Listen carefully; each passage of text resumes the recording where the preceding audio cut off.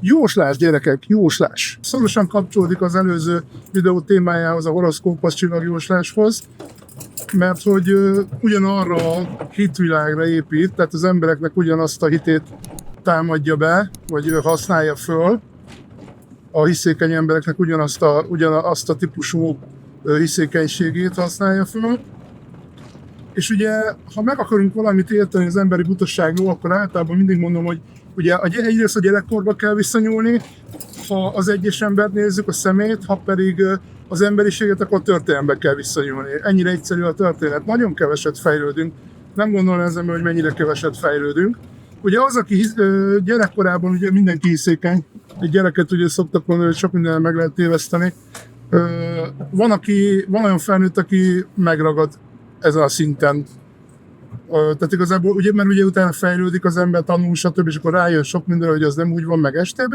Nagyon sok felnőtt, aki olyan környezetben él, tehát nem feltétlenül tehet róla, vagy hát egész egyszerűen az agyi kapacitása egyszerűen ahhoz nem ér fel, hogy aztán ez később is megmarad nála, és ugyanúgy marad, mint gyerekkorában, vagy pedig nagyon kicsit fejlődik csak. Na most ez a personál oldala a dologra.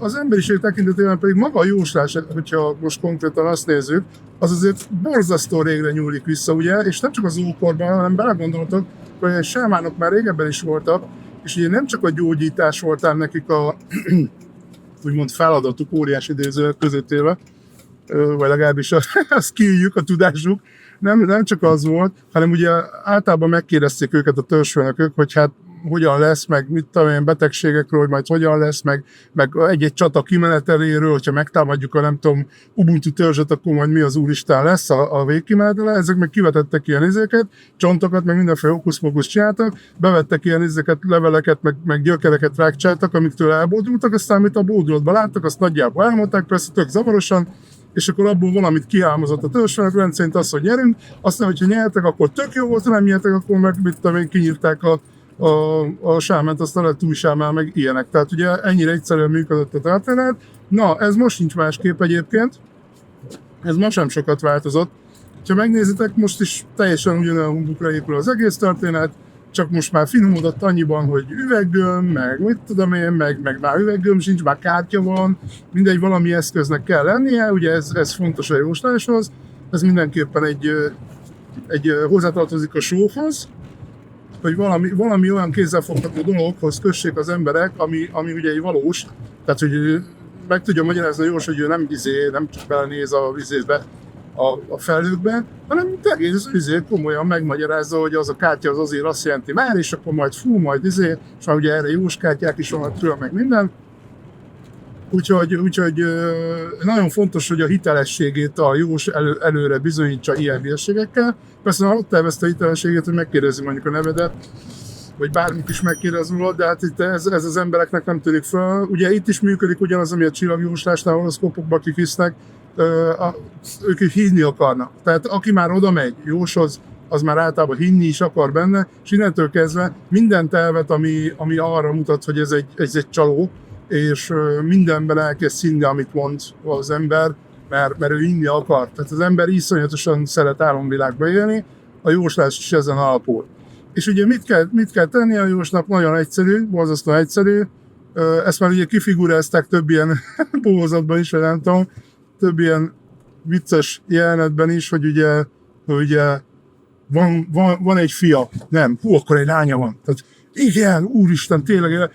Szóval nagyjából így működik a jóslás, meg ami még nagyon fontos itt is ugyanaz, mint az időjós, vagy egyébként az időjóslás is, mindenféle jóslás így működik, de ugye a csillagjóslásnál is, ugye minél általánosabb dolgokat kell mondani, hogy betegségeket látok. És akkor már rögtön mondja, hogy igen, tényleg, igen, hát basszus, ki nem beteg. Értitek? Tehát igazából ilyen dolgokat kell mondani, és akkor abból aztán a válaszokból kihámozni, szóval, hogy mit kell a továbbiakban mondani, merre felé kell indulni. Egy irtózatos nagy csalás, az egész, egy humbug, semmi értelme nincsen, illetve az annyi értelme van, hogy talán jobban érzik magukat azok, akik elmennek, és akkor jósoltatnak maguknak, hogy majd mi lesz. Megint csak az embernek az elesettsége az, hogy nem bírja feldolgozni a valóságot, a való világot, megint csak az, hogy ki kell valami álomvilágot találnia magának, amiben tud élni, mert egész egyszerűen nem hajlandó elfogadni azt, ami van, hanem tehát, hogy nem ő irányítja a sorsát. Megint csak arról szól történet, úgyhogy a jóslás is abszolút erre alapú már az ősidők óta. Meg hát ugye, aki annak idején még az is működött, ugye, hogy aki jós tehetséggel megáldott volt, legalábbis ezt állította magáról, meg rájött erre, hogy hogyan kell manipulálni a többieket, az ugye kiváltságokat is élvezett, arra úgy vigyáztak, mint a legnagyobb kincse, mert hát ő a sámán, meg ő a izé. Majd ő mondja meg nekünk a frankót. Úgyhogy igazából nyilván ez is benne van a dologban, ugyanígy a vallásnál is, de mondom arról majd külön fújj, arról majd több minden lesz, ha összeszedem a gondolataimat ezzel kapcsolatban.